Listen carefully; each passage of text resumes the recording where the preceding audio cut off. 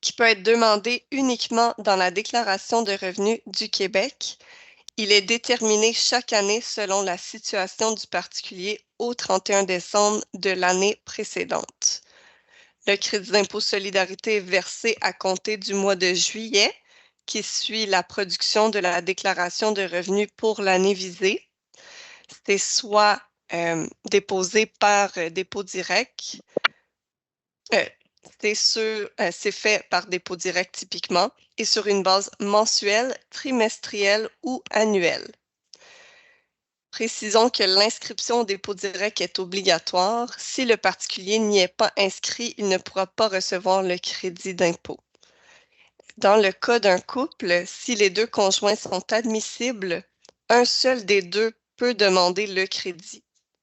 Le montant du crédit n'est pas calculé dans la déclaration de revenus. C'est Revenu Québec qui le calcule et le verse par la suite.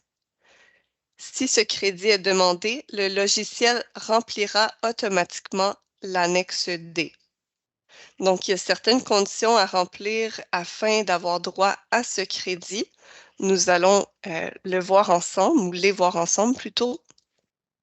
Donc, un particulier est admissible au crédit d'impôt solidarité si, au 31 décembre de l'année visée, il remplit toutes les conditions suivantes. Donc, la personne a 18 ans ou plus. S'ils ont moins de 18 ans, ils sont soit reconnus comme mineurs émancipés, soit le conjoint d'un autre particulier, soit le père ou la mère d'un enfant avec lequel il réside. La personne doit résider au Québec et la personne ou son conjoint a l'un des statuts suivants. Donc, soit citoyen canadien, résident permanent ou personne protégée au sens de la loi sur l'immigration et la protection des réfugiés, ou résident temporaire ou titulaire d'un permis de séjour temporaire ayant résidé au Canada pendant les 18 derniers mois. Un particulier n'a pas droit à ce crédit d'impôt s'il est dans l'une des situations suivantes.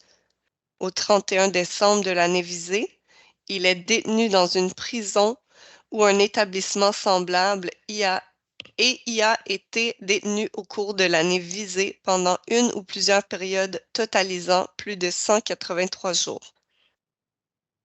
Retraite Québec a versé pour lui une somme à titre d'allocation famille pour le mois de décembre de l'année visée, sauf si la personne a atteint l'âge de 18 ans au cours de ce mois. Et l'autre situation qui ferait en sorte que la personne n'aurait pas droit au crédit, c'est que cette personne ou son conjoint, s'il y a lieu, sont des demandeurs d'asile au 31 décembre de l'année visée. Maintenant, nous allons voir les composantes de ce crédit. Donc, il est constitué de 3 composantes.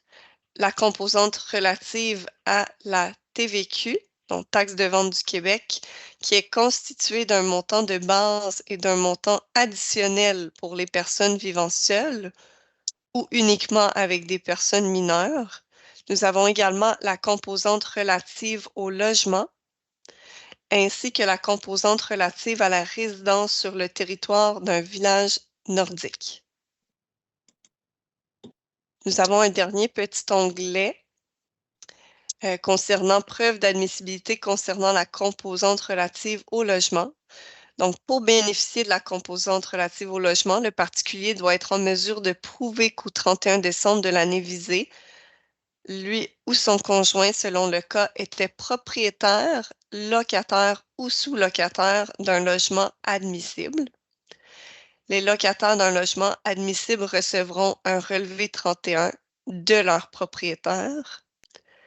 Les renseignements inscrits aux cases A et B du relevé 31 sont nécessaires pour demander ce crédit. Le numéro de logement figure à la case A et le nombre total des locataires ou de sous-locataires à la case B. Les propriétaires doivent fournir le numéro matricule du lieu de résidence ou la désignation cadastrale figurant sur le compte de taxes municipales.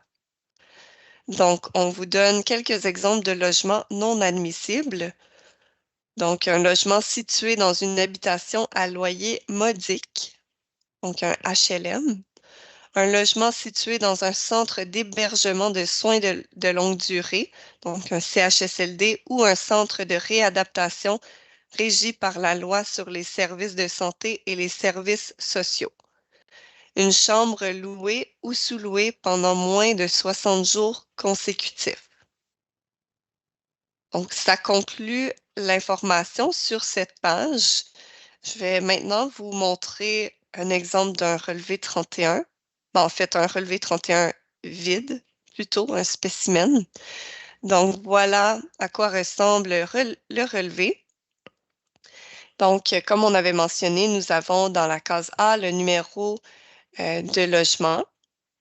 À la case B, c'est le nombre de locataires ou de sous-locataires. Donc, ça précise qui ont conclu le bail du logement visé à la case C. La case C, c'est vraiment l'adresse du logement qui est inscrit. Donc, je vais laisser la parole à ma collègue Claudia qui va vous présenter Impôt Expert et par la suite, on pourra rentrer dans les questions si vous en avez. Aimerais-tu partager, Claudia? Oui. Parfait. Oui, bonjour tout le monde. Donc, on va voir, c'est très simple l'information au niveau du logiciel pour l'information à remplir pour les crédits d'impôt solidarité. Donc, j'ai pris juste un cas comme n'importe quel pour pouvoir me rendre dans la section des crédits d'impôt solidarité. Je commençais pour rentrer l'identification de cette personne, Madame Élise Morello. Comme pour tous les cas, le numéro d'assurance sociale, sa date de naissance, la province de résidence, l'état civil. Dans ce cas, si j'ai choisi une personne célibataire, si l'adresse postale a changé depuis la dernière déclaration, je choisis non. Et on vient à l'information sur l'adresse actuelle. Donc, ce sont des cas fictifs. J'ai pris la même information que normalement on prend les 123 routes principales, Ville Québec. Est-ce que l'adresse de votre domicile est la même que votre adresse postale? C'est oui. Dans ce cas-ci, je rentrerai le numéro du téléphone. Maintenant, on va sur les questions de l'Agence du revenu du Canada. On les a déjà vues dans les autres webinaires, que la langue française, si c'est la première fois que la personne produit la déclaration, je dis non. Dans ces cas-ci, pas de biens étrangers, pas de résidence avez-vous une résidence principale avec 24? C'est non. Désolée, Personne, Claudia, je ne veux pas t'interrompre, mais est-ce que tu peux agrandir juste un peu plus, le mettre à 130? Et oui. pour la personne qui a indiqué qu'il ne voyait pas, vous allez devoir le grossir sur votre écran également, parce que le maximum qu'on peut mettre, c'est 130. Peut-être juste la colonne de gauche, le rapetisser également, Claudia.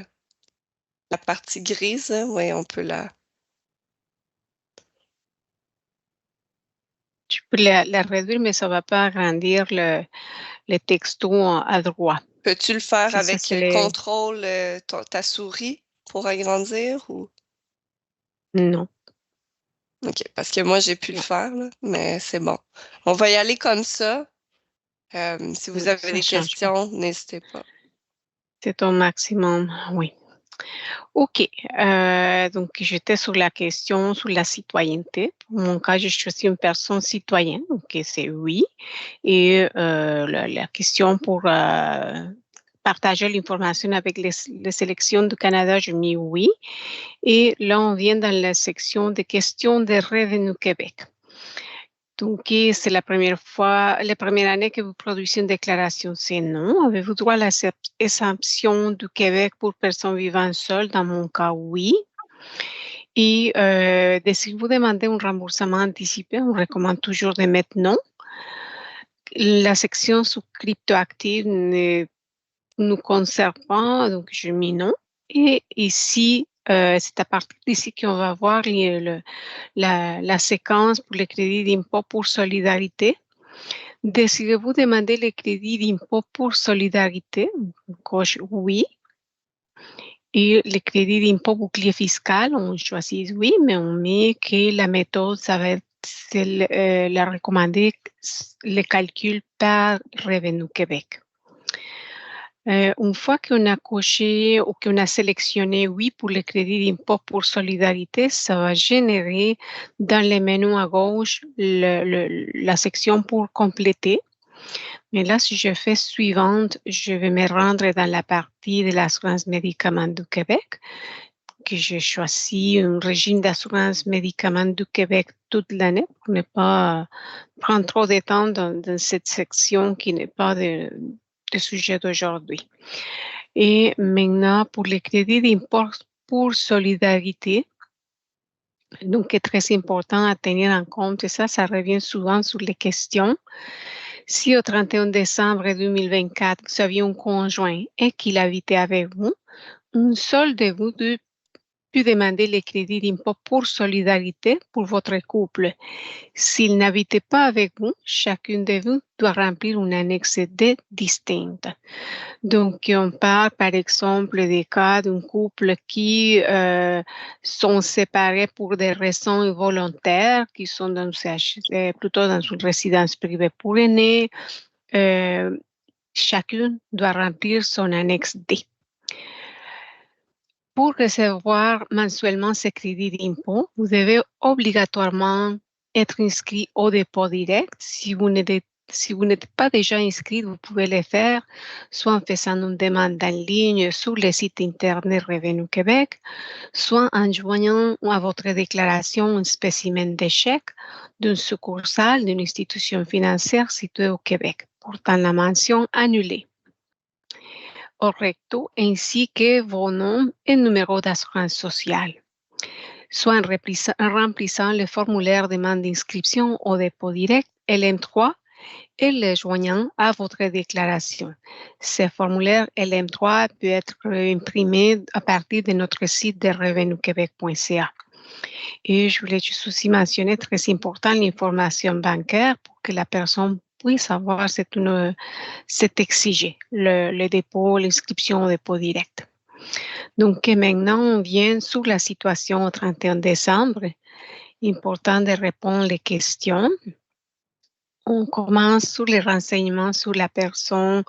Pendant toute l'année 2024, avez-vous vécu seul dans une habitation ou habitiez-vous uniquement avec des personnes de moins de 18 ans?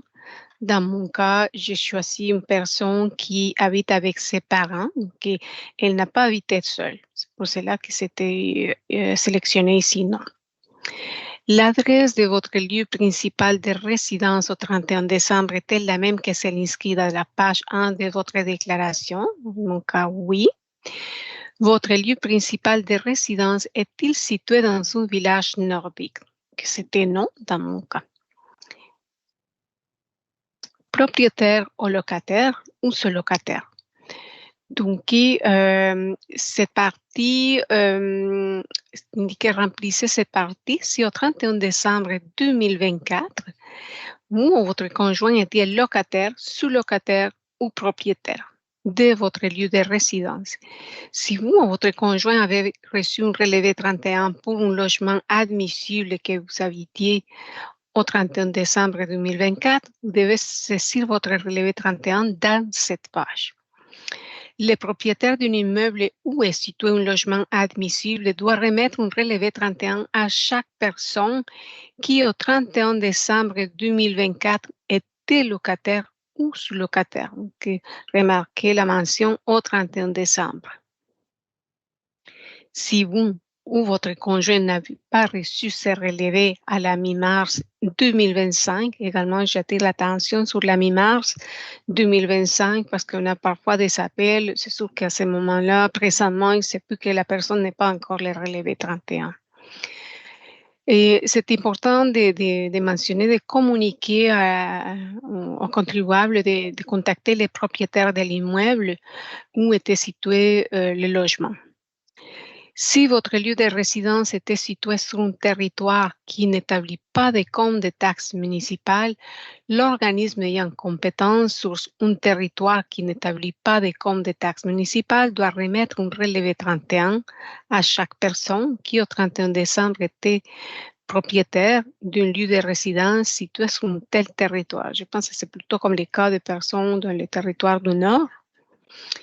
Et maintenant, votre conjoint était locataire.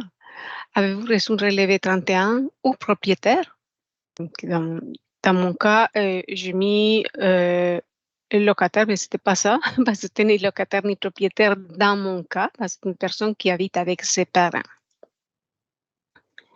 Si j'avais choisi quelqu'un qui était locataire, disons, qui a payé un loyer, important de désigner à quel nombre le relevé 31 en était émis, par exemple le nom de la personne, de chef de famille, et par la suite, on va rentrer les numéros de logement qui se trouvent sur le relevé 31, comme on a vu tantôt. Également important à rentrer la quantité, le nombre de locataires indiqué sur le relevé 31, pas le nombre de personnes qui sont sur le logement, mais l'information qui est et qui a été mise sur les relevés. Par la suite, il y a les renseignements sur les conjoints. Dans ce cas-ci, on n'a pas de conjoint. Aviez-vous un conjoint? Donc, c'est non. Et c'est tout.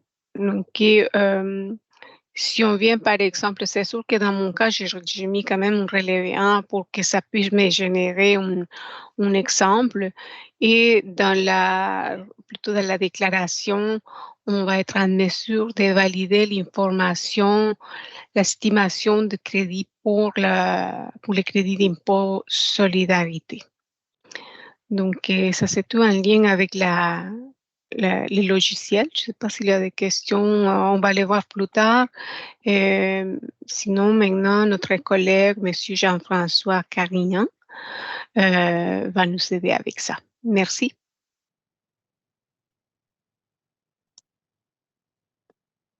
Bonjour tout le monde, Jean-François Carignan, conseiller en fiscalité au programme socio-fiscaux. Fait que je vais être ici pour répondre à vos questionnements. J'ai vu que dans la conversation, il y a déjà plusieurs questions pertinentes.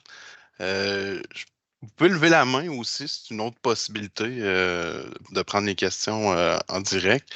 Donc, si je commence avec la première question, selon ce que je vois, 13h39, Alain. Pourquoi les nouveaux arrivants en 2024 demandent-ils le CIS s'ils ne respectent pas la condition des 10 derniers mois, des 18 derniers mois? Ben là, ça dépend du statut. Fait que là, si vous parlez de quelqu'un avec le 18 mois, ce serait un résident temporaire, c'est-à-dire quelqu'un qui est arrivé ici avec un permis de travail ou un permis d'études.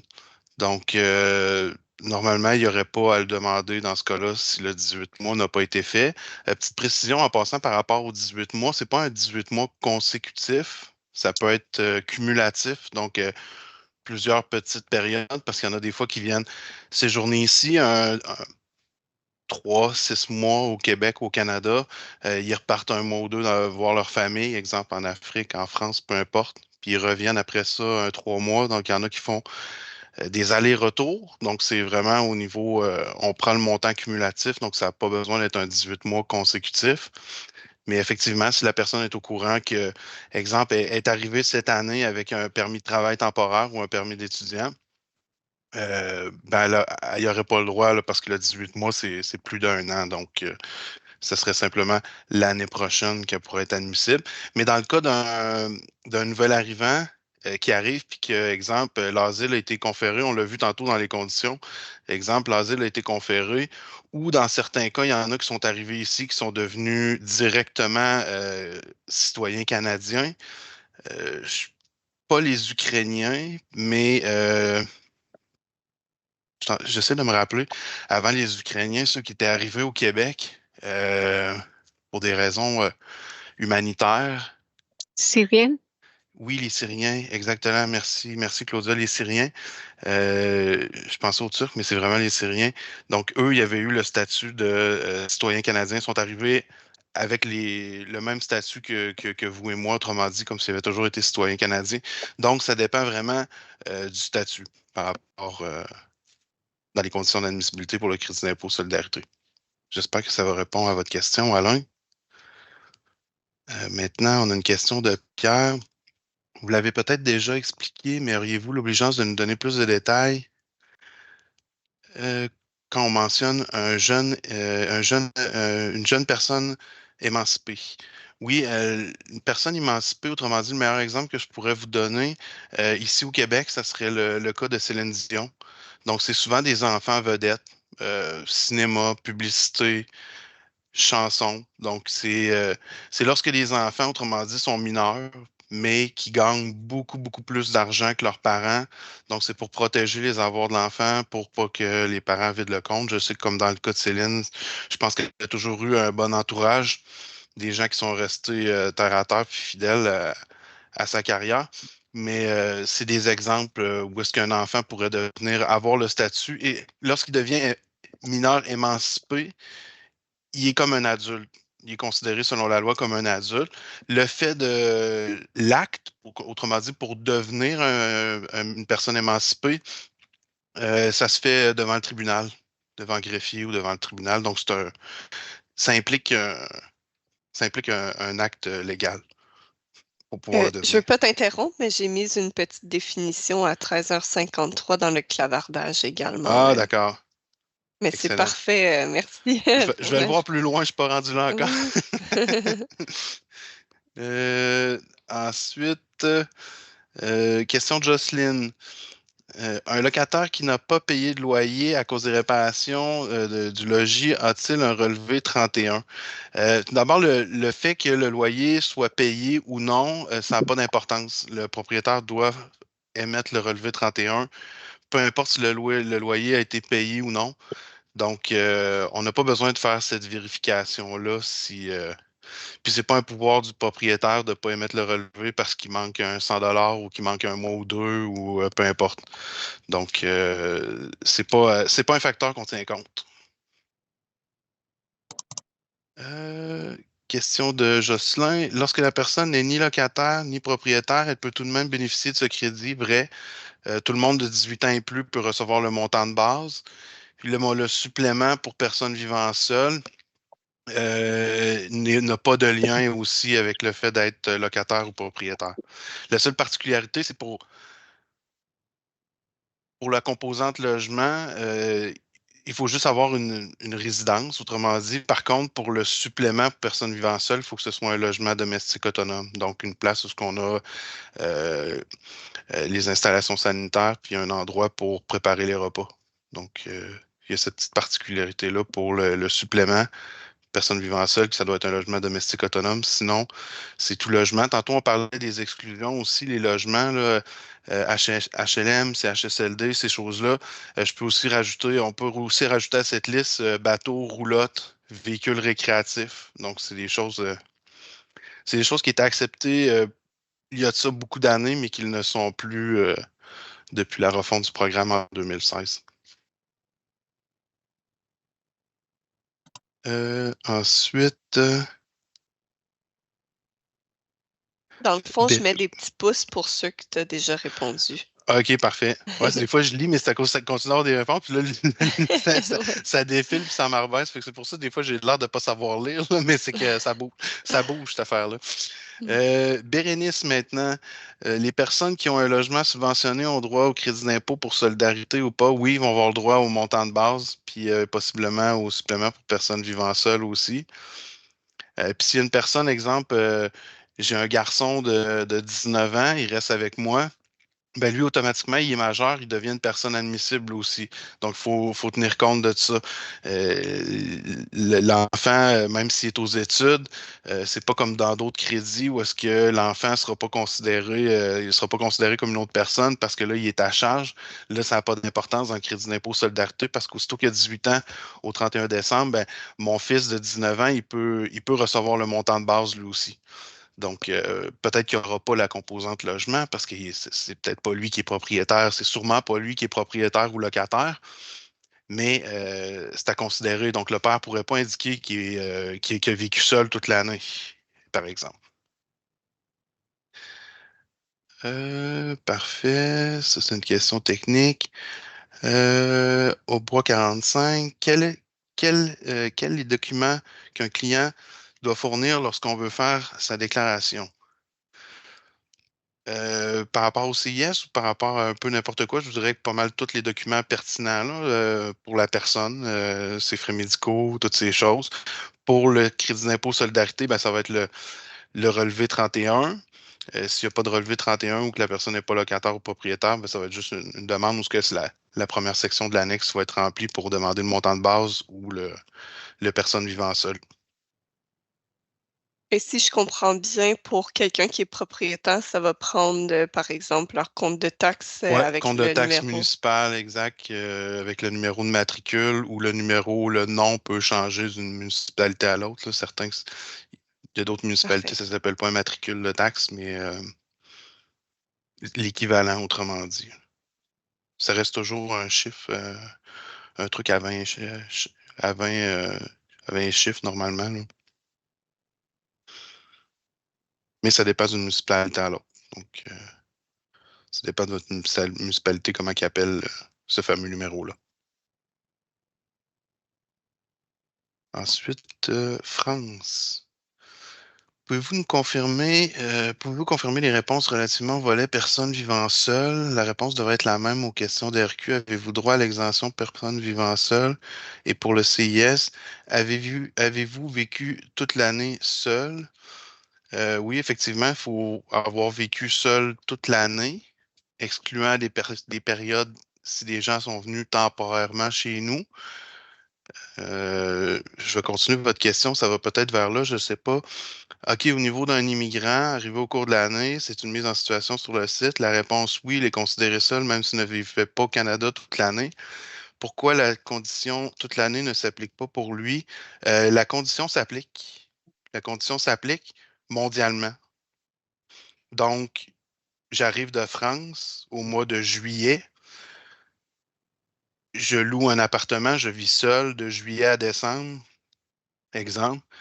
Ben, je suis admissible, autrement dit, là, au niveau des 6 derniers mois, mais il faut que je tienne compte aussi des 6 premiers mois, soit de janvier à juin, où j'étais en France.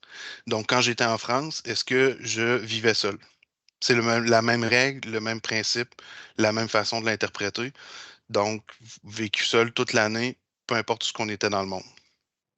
Donc, oui, la condition s'applique pour lui.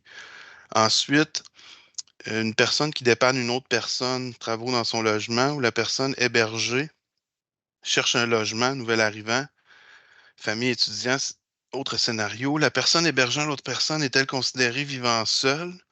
Ben, en partant, ce que vous avez dit, là, exemple, quelqu'un qui fait des travaux, ces choses-là, exemple, si j'ai un immeuble à revenu, j'ai un homme à tout faire, puis que je lui laisse un logement gratuitement en échange de services, il est admissible. On doit sûrement avoir un contrat ensemble qui stipule que je lui laisse un logement gratuitement pour l'entretien de ou des immeubles à logement que j'ai à cet endroit-là. Donc ça, il n'y a pas de problème. C'est pas toujours le paiement n'a pas toujours besoin d'avoir un montant monétaire, si on veut, là. Un apport monétaire, ça peut être aussi un échange de services. Ensuite, par rapport à la personne qui est hébergée, là, ça dépend. Est-ce qu'elle est hébergée de façon permanente? Autrement dit, la personne que j'héberge, est-ce qu'elle habite là ordinairement, autrement dit? Si j'héberge mes parents, puis que mes parents restent chez moi, puis que, tu sais, il n'y a pas de plan B, ils ne sont pas là en attendant que, ben là, ils sont considérés là, comme habitant ordinairement chez moi. Là. Puis là, j'aurais pas le droit de demander le vivant seul. Par contre, si j'héberge ma sœur 2 mois parce qu'elle s'est séparée, elle vit un moment difficile, elle a besoin un petit peu de temps pour se replacer, se trouver quelque chose, là, ça compte pas parce que le 2, 3 mois qu'elle est venue chez moi, c'était temporaire. Donc, ça ne viendrait pas m'enlever le supplément pour personne vivant seule. Euh, Donc, oui, c'était une situation temporaire. La réponse était effectivement oui. Par contre, si on héberge quelqu'un de façon permanente, puis qu'elle habite là ordinairement, ça serait pas bon. Ensuite, Noé. Bonjour, j'aimerais savoir, lorsqu'on sous-loue une chambre dans un appartement, ça c'est bon la sous-location. Je pense pas qu'on en ait parlé la dernière fois. Bon point. Si on sous-loue une chambre dans un appartement et que notre nom ne figure pas sur le bail, comment faire pour déclarer ou alors avoir le relevé 31? Dans le cas d'une sous-location, autrement dit, le propriétaire, exemple, moi je loue un logement, puis que je décide de sous-louer une partie ou la totalité du logement, par exemple. Le propriétaire va me faire un relevé 31 et c'est au locataire, le locataire qui est moi, devient maintenant le locateur pour celui à qui j'ai sous-loué. Donc, la personne à qui j'ai sous-loué, ça va être à moi, normalement, de faire le relevé 31 pour cette personne-là, parce que j'étais locataire, mais je deviens comme locateur en sous-louant une partie ou la totalité de mon logement. Dans d'autres situations aussi, c'est que normalement, si je sous-loue une partie de mon logement, je dois aviser le propriétaire selon la régie du logement. On laisse une petite souplesse dans le sens que ça peut être le propriétaire, exemple, celui à qui j'ai loué. Autrement dit, mon propriétaire à moi, il peut faire le relevé 31 directement à moi et à la personne que j'ai sous-loué ou uniquement à la personne qui a sous-loué. Par exemple, s'il est au courant de la situation, puis normalement, il devrait être au courant de la situation, mais on ne va pas vérifier ça. Si le propriétaire ne veut pas le faire, ben, ça va être à moi là, qui a sous-loué de faire le relevé 31 pour la personne à qui j'ai sous-loué, qui est maintenant en quelque sorte mon locataire. Là, il y avait un exemple, excusez-moi, là, je suis parti avec mon exemple. Mais Noé, monsieur, on avait un col à la maison à 4 chambres et le bail est au nom de personne, car ce sont eux qui ont signé le bail. Les deux autres feront comment pour avoir droit au crédit d'impôt? Ben là, je ne sais pas dans votre exemple, autrement dit, là, les 4 chambres, parce que là, vous parlez de chambres. Donc, normalement, si vous faites référence à des chambreurs, chacun a un bail avec le propriétaire, puis là, chacun a le droit à 100% de la composante logement. Donc, les 4 chambreurs, puis le propriétaire, par exemple, s'il est au rez-de-chaussée. Là, si c'est juste un bail, puis qu'il y en a 2 sur 4 qui ont signé le bail, ça veut dire on parlerait d'un exemple de colocation. Dans ce cas-là, si je comprends bien la question, dans le cas de la colocation, ben, le propriétaire aurait juste à faire un relevé 31 aux 2 personnes. Par contre, s'il est au courant de la situation, puis qu'il sait qu'il y a 4 personnes qui se le partagent, puis que c'est prévu comme ça, mais que le bail n'a juste pas été modifié, pourrait faire un relevé 31 avec 4 personnes comme locataire. Sinon, il peut rester by the book puis juste prendre le bail puis le faire aux 2 personnes qui ont réellement signé le bail. Donc, ça dépend si votre exemple, on parle d'une colocation ou l'autre exemple que je vous ai donné où ce qu'on ferait référence à des chambreurs. Comment la déclaration d'un couple, j'imagine peut-être comment ça marche pour un couple. C'est dans le crédit d'impôt solidarité, c'est une demande pour le couple. Donc, un des deux. Si les deux le demandent, c'est le premier à qui on va traiter la déclaration de revenus qui va avoir le crédit. Par contre, si j'habite pas ordinairement au même endroit que mon conjoint, ma conjointe, ça devient une demande chacun. Donc, l'exemple que je donne souvent, je travaille à Québec, ma conjointe travaille à Trois-Rivières. On a une maison à Québec, ma conjointe a également un appartement à Trois-Rivières. Ça se peut que ma conjointe habite ordinairement plus souvent à Trois-Rivières, puis que ce soit son logement, c'est ça qu'elle désigne comme son logement, son lieu principal de résidence, comme on a vu tantôt dans les définitions. Donc, dans ce cas-là, ça serait une demande chacun. Donc, moi, j'aurais ma demande pour la maison, exemple, le matricule de taxes pour la maison de Québec. Puis ma conjointe pourra avoir son relevé 31 de Trois-Rivières, puis le demander. Ça va être chacun une demande séparée. Par contre, quand on vient dans le calcul puis qu'on tient compte de la réduction, C'est pas quelque chose que vous avez nécessairement calculé, là. Ça se fait après, là, quand les gens font leur demande, mais quand on calcule la réduction, on tient compte du revenu familial. Donc, même si c'est chacun une demande, chacun a le droit, ça reste qu'on tient compte du revenu familial. J'aurais une question pour toi, Jean-François, à ce Oui. niveau-là. Lorsqu'on a un couple qui sont séparés, mais en raison de problèmes de santé, par exemple, Séparation involontaire qu'on ça doit appelle. être même principe. J'imagine qu'ils peuvent chacun faire leur Exact, chacun demande. peut faire la demande. Oui, Chacun peut faire la demande, puis on va tenir compte du revenu familial parce qu'ils sont parfait. encore considérés comme un couple au niveau de l'impôt quand on est en séparation involontaire. Ça arrive souvent, exemple, quand un des deux a besoin de soins, un reste dans la maison unifamiliale, dans le quartier résidentiel, exemple, puis l'autre doit aller en résidence ou en CHSLD pour avoir plus de soins. Par contre, là, s'il est en CHSLD, il ne pourra pas le demander. Ça va être juste celui qui va. Fait que là, ça dépend où est-ce que celui qui a besoin de soins déménage. Mhm. Mais ouais, ça devient chacun leur demande, mais on tient compte du revenu familial. Merci pour cet ajout. De rien. Ouais, la séparation involontaire, on entend. C'est une bonne question. On n'entend pas souvent parler de ça. Puis c'est des cas qui arrivent souvent chez les aînés. Ensuite, André, si je comprends bien, tous les clients arrivés au Canada après le 30 juin 2023 ne seront pas éligibles au CELIS et n'ayant pas 18 mois. Non, ça va dépendre avec lequel statut la personne est arrivée, autrement dit, parce que la personne ça pourrait être un demandeur d'asile à qui l'asile a été conféré, ça pourrait être bon. Puis la personne elle pourrait peut-être avoir obtenu, comme on parlait, des groupes de gens ciblés qui viennent ici en grand nombre, qui pourraient avoir été automatiquement été considérés comme résidents permanents ou citoyens canadiens par le gouvernement, par le ministère, autrement dit, le ministère de l'Immigration, Immigration Canada. Quand on demande les documents, c'est souvent ces documents-là qu'on va se fier Immigration Canada pour vérifier si l'asile a été conféré, par exemple. Euh, D'accord. OK. Là, je vois le truc pour les le mineur émancipé. Oui, par le mariage. S'ils ont un enfant aussi, si deux mineurs ont un enfant, exemple, un couple, les deux ont 17 ans, ils ont un enfant, ils sont maintenant considérés comme des adultes. Bonjour, question de Lynn. Bonjour, qu'en est-il des chambreurs et des personnes vivant dans une maison sans lien familial?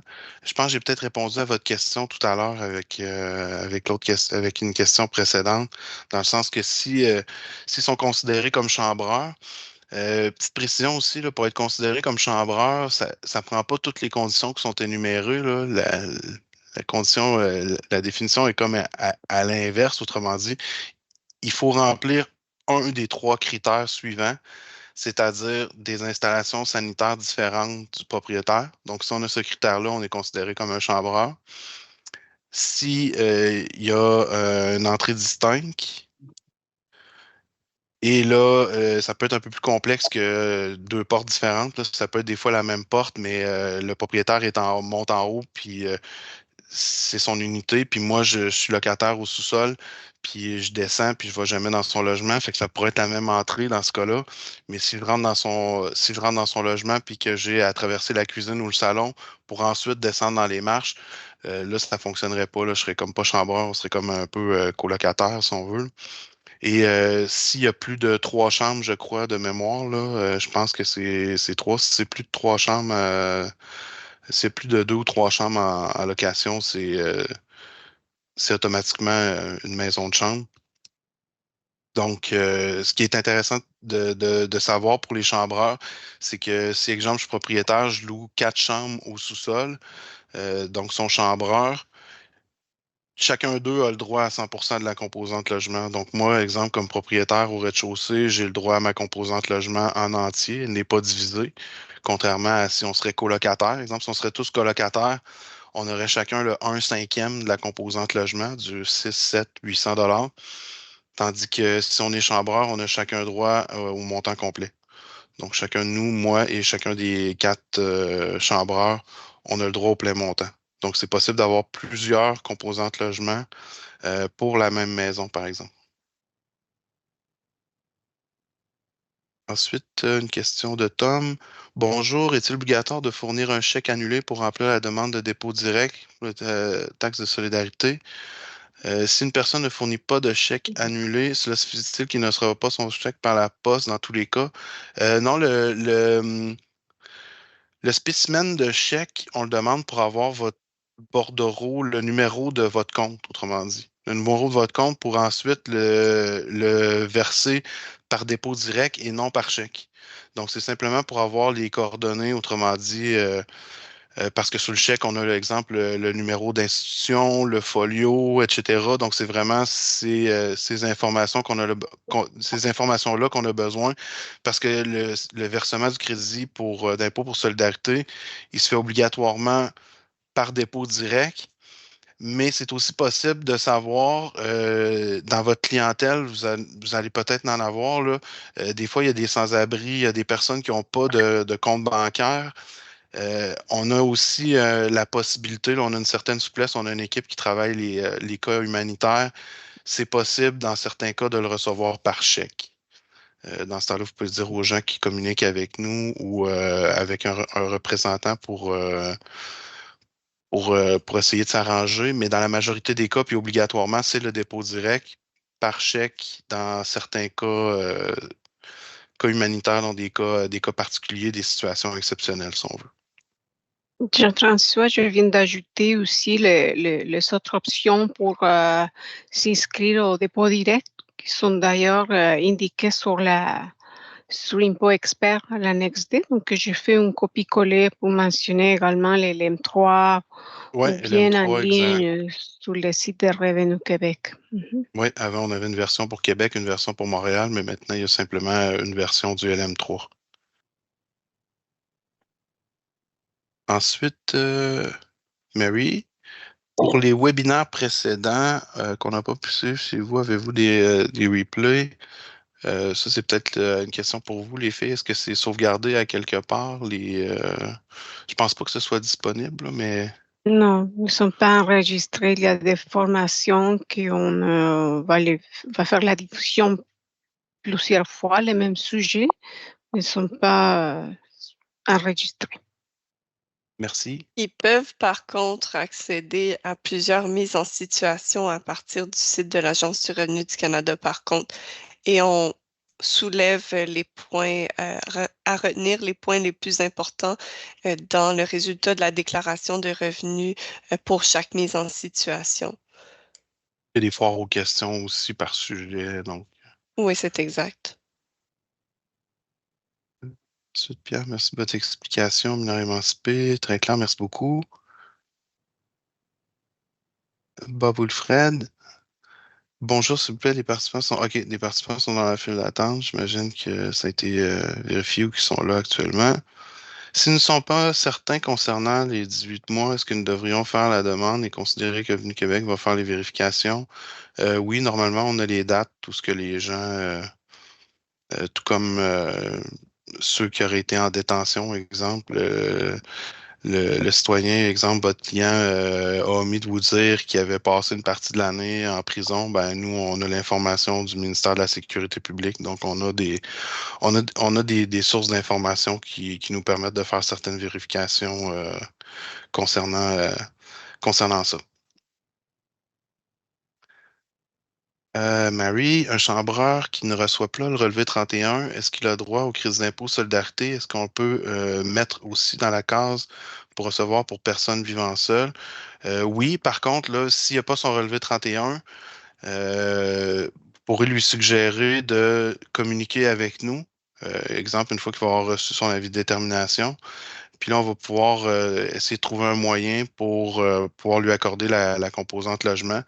La première vérification qu'on fait, c'est est-ce que le propriétaire l'a produit, donc on l'a à Revenu Québec, mais qu'il il aurait pas donné la copie au citoyen. Donc, si on l'aurait dans le système, on va pouvoir le corriger directement. Sinon, on va demander au chambreur la copie de son bail. Donc, on y va avec le plus facile le plus difficile, peut-être même se rendre jusqu'à les comptes bancaires, relever les copies du compte de relevé bancaire pour voir, exemple, ah ben à chaque premier du mois, il y a une sortie d'argent de 800 exemple, le premier du mois. Donc, ça, plusieurs mois consécutifs. Donc, ça pourrait être une preuve que la personne paye un loyer, mais souvent, on va y aller avec du plus simple au plus compliqué. Donc, les plus simples étant le relevé 31 ou la copie du bail. Les itinérants sans logement peuvent-ils recevoir crédit d'impôt pour solidarité, la TVQ? Oui, ils peuvent le recevoir. Dans certains cas, on les envoie les chèques, là, parce que là, comme on parlait de cas humanitaires tout à l'heure, eux, ils sont pas par dépôt direct. Fait que ça peut arriver des fois qu'on envoie les chèques dans les YMCA, les organismes, Patro, etc. Bref, les organismes avec lesquels vous travaillez pour eux et pour les citoyens, pour faire leur déclaration de revenus. Donc, oui, c'est possible. Comment dit, toutes les personnes de 18 ans et plus ont le droit. Peu importe, peu importe s'ils sont propriétaires, locataires, autochtones. Donc tout le monde y a le droit. Les Autochtones, ben là, vous ne devriez pas en avoir normalement parce que c'est souvent c'est les conseils de bande qui vont faire les relevés 31 ou peut-être que si vous en avez dans votre région, ça se pourrait qu'il y ait un relevé 31 mais qui a été produit par un conseil de bande. Euh, c'est c'est autorisé également. On parle peu de la composante nordique aussi là, mais il y en a peut-être qui sont au Québec dans des villages nordiques. Sachez que les villages nordiques sont déjà identifiés, autrement dit, là. C'est pas exemple parce que il fait froid à Drummondville qu'on est un village nordique, mais c'est souvent les Kuujjuaq, Kuujjuarpiq, toutes ces régions nordiques là, qui ont le droit, mais c'est déjà défini, autrement dit, par la loi, quels sont les villages qui sont considérés comme des villages nordiques. Parce que ça fait augmenter beaucoup le montant du crédit, là. C'est des bons montants. On parlait aussi tantôt beaucoup du supplément pour personnes vivant seules, mais il y a des montants supplémentaires aussi dans la composante logement pour les enfants à charge. Donc, il y a des montants, je pense que c'est un 100 quelques dollars de plus par enfant euh, à charge. Peut-il avoir... OK, celle-là, j'ai répondu, Marie. Donc, je suis rendu à la question de Diane. Si le relevé 31 est obtenu après la soumission, est-ce possible de demander une modification pour la composante logement? Vous parlez de la soumission de la déclaration de revenus, puis si on le reçoit après, oui, il n'y a pas de problème. Autrement dit, on peut envoyer les documents après. Ben, si on le produit puis qu'on oublie le relevé 31, autrement dit, la personne devrait avoir au moins son montant de base déjà. Mais si on a déjà sa déclaration de revenus avec son annexe, ben, c'est considéré comme une demande complète qui a été reçue. Et là, on pourrait revenir non pas 4 ans derrière, parce que le 4 ans, le maximum 4 ans, c'est pour présenter une demande. Et si on a déjà fait une demande et qu'on veut faire une modification, là, c'est l'équité qui embarque, donc 10 ans.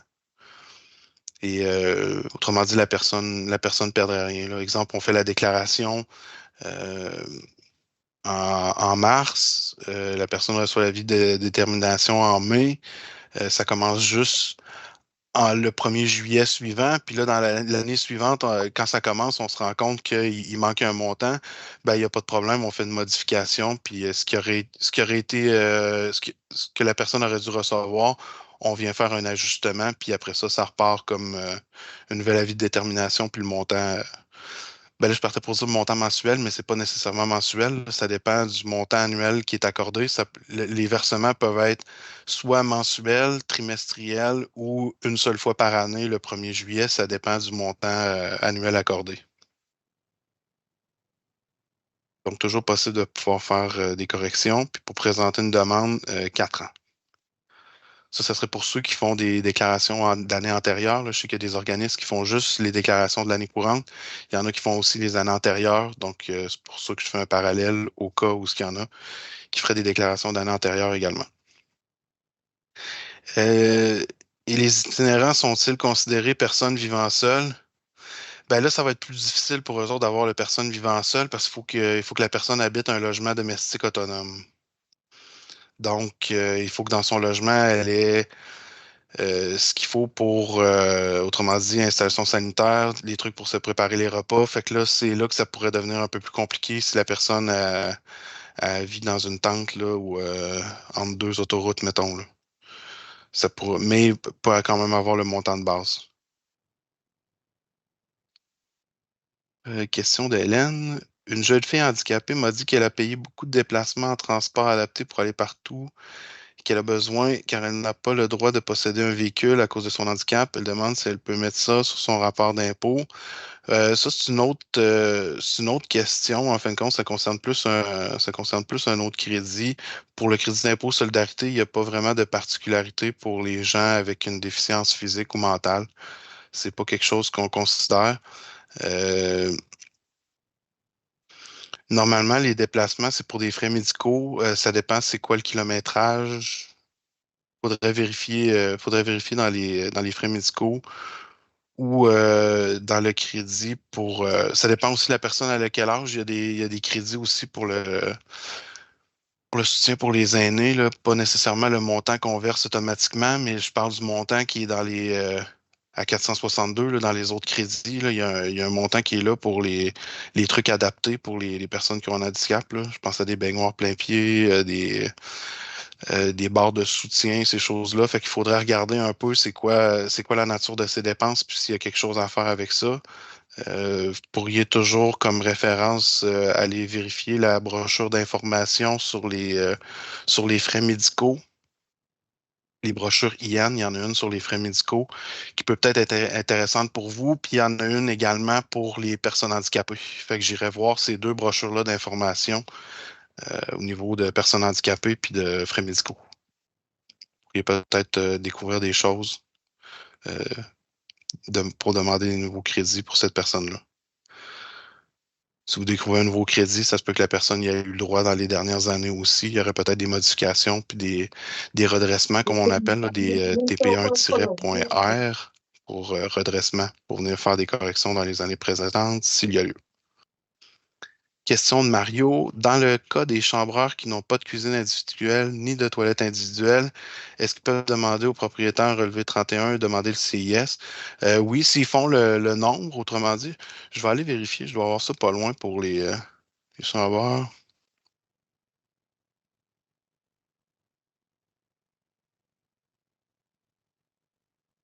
Donc, aussitôt qu'il y a plus de deux chambres, c'est ça. Aussitôt qu'il y a plus de deux chambres en location, ça va être automatiquement des chambreurs. Donc, on n'a pas besoin de valider les autres choses que je vous avais parlé précédemment. Ensuite, là, s'il n'y a pas de toilette, puis il n'y a pas d'endroit pour préparer les repas, s'ils ont une entrée distincte du propriétaire, ça pourrait être bon aussi. Donc, ça se pourrait qu'il soit chambreur.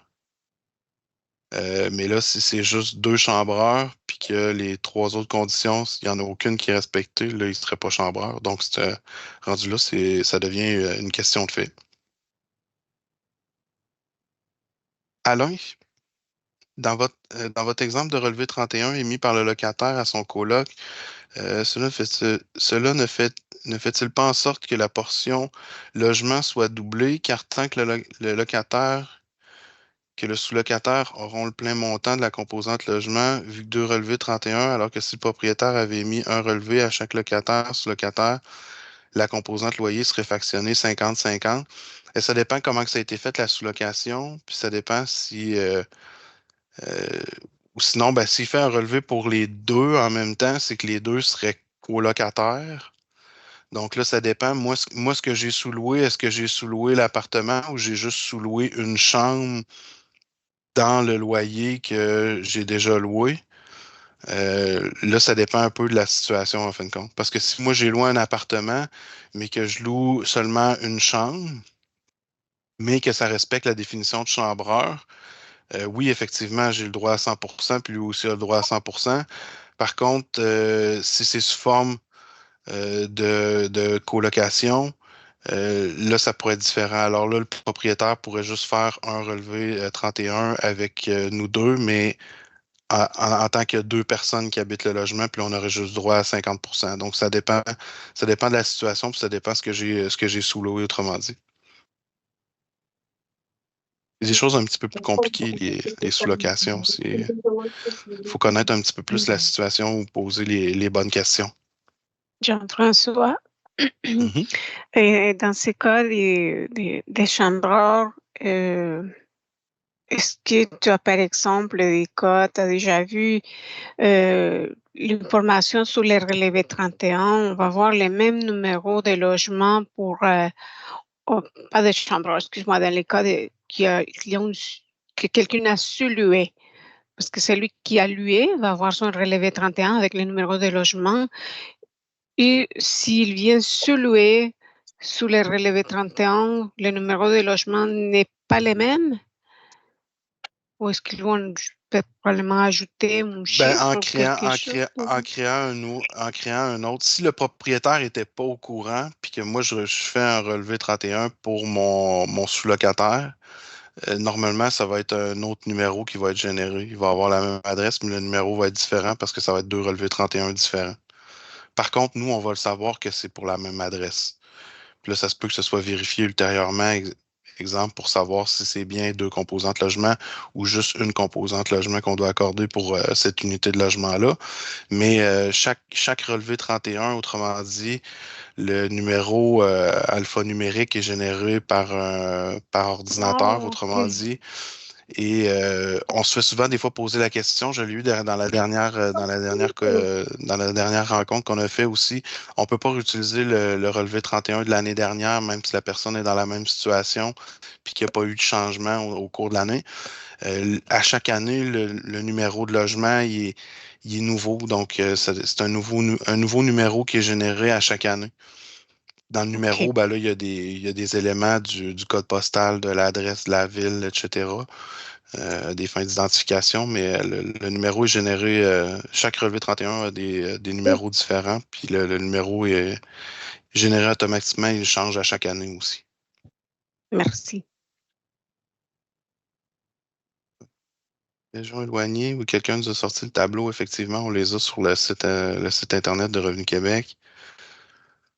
André, est-ce que les montants reçus du CS sont taxables dans l'année suivante? Non, c'est pas les sommes reçues. Les sommes reçues pour le crédit d'impôt solidarité ne font pas partie du revenu, tout comme si la personne aurait des prestations du programme allocation logement.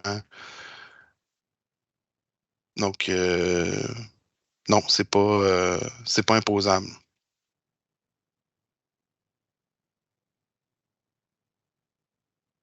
Ensuite, Nadège Pierre, si pendant qu'on fait la déclaration de revenus et que le contribuable est locataire, mais n'a pas encore reçu son relevé 31, on met quoi à la case du numéro de logement? On la laisse à blanc. Il y a de ça quelques années, vous avez peut-être vu ou certains ont connaissance qu'on indiquait une série de zéros. Là, on mettait 0, 0, 0, 0. Puis ça faisait en sorte qu'il était vérifié après ça chez nous. Maintenant, c'est plus le message qu'on véhicule. On dit de laisser laisser cette section-là à blanc.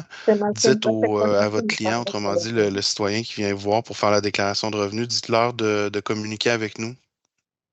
Et ensuite, on va vérifier c'est quoi les options puis quels documents qu'ils peuvent nous envoyer pour qu'on puisse leur accorder la composante logement. Donc, idéalement, ce serait d'avoir le relevé 31, mais on est conscient que c'est pas toujours le cas et qu'il y a des propriétaires qui sont moins coopératifs que d'autres, si on veut.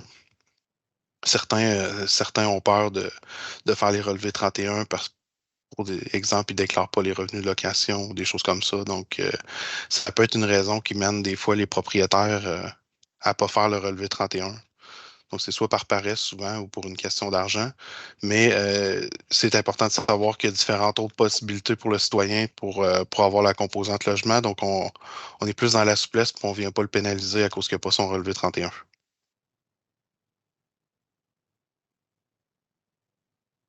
Anen, si quelqu'un est sous-locataire alors que le locataire est une entreprise et qui refuse de donner son relevé 31 à son bénéfice, le cas se répète beaucoup pour les nouveaux arrivants. Comment faire?